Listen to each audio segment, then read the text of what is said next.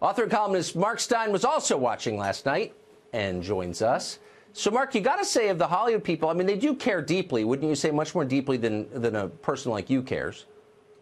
Yeah, they do. They care, and that was the message. They cared at length. That guy you had on now saying that movies give a voice to the voiceless. I have to laugh. They did that all night long. They say movies give a voice to the voiceless shortly before they cut off the microphone of the best sound editing guy because his co-winner has gone long on her speech. So it was literally hypocritical as we watched. You know, Lisa said she just wanted to have fun. You mentioned a few decades ago the Oscar shows were a big deal, and they were conventional shows of that type. They've gotten rid of everything. They've gotten rid of the song and dance. They've gotten rid of the jokes. They've gotten rid of the host. They got rid of the gowns. The gowns were frumpy last night, except for Billy Porter in that, what did he call it, a tuxedo dress. That was the only time I felt the rustle of taffeta. So he was the only one I would have asked to dance with at the post-Oscar ball.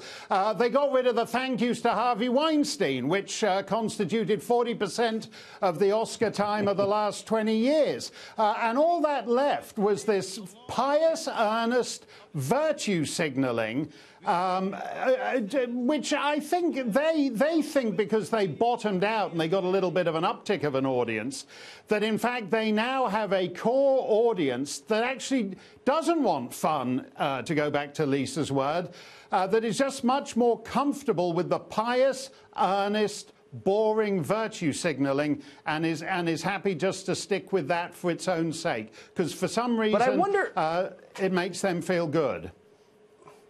Do they? I mean, Hollywood in some ways is over. It's diminishing in its power and its reach. The technology has been surpassed by others. But I wonder if they're kind of just going through the motions. Like, this is what you have to say if you're a director or an actor. You have to make these noises. Or do you think they still believe them? Well, I think Spike Lee certainly does. He walked out because whatever it's called, Green Door, whatever it is, Green Room won the Best Picture. I think he does actually mean it. I think most of the other people reading glassy-eyed from the teleprompter, one thing is fascinating to me, the world's greatest actors and actresses, they can play any role on the planet, but they can't read a dull, teleprompted, leaden piece of prose about giving voice to the voiceless and put any life into it. They're just awful prompter readers. You would clean up at the Oscars for Best Prompter Reader, Tucker, way ahead of Julia Roberts or any of these other stars. They just can't do it.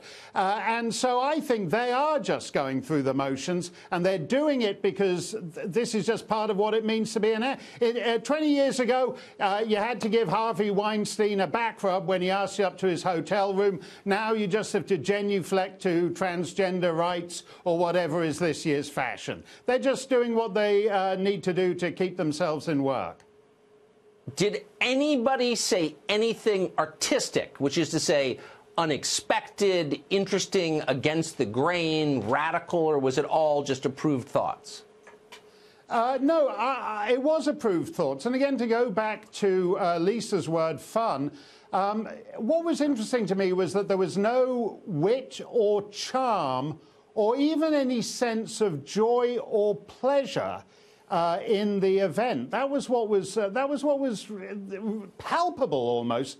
Even when you listen to someone like Spike Lee, you sort of sense the grievance. A guy who's getting a statuette for making a movie, and he somehow feels obliged to talk about America's genocide of its native people, is sort of oddly trivial. If you seriously believe it's genocide, it's actually trivializing of that.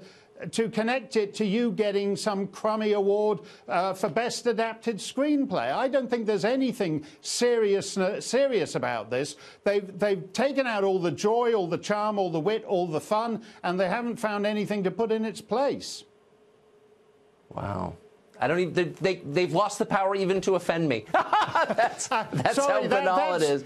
That's a downer, Tucker. I should do 8 bars of hooray for Hollywood like the old days, but we don't have that anymore. Mark Steyn, great to see you. Thank you. Thanks.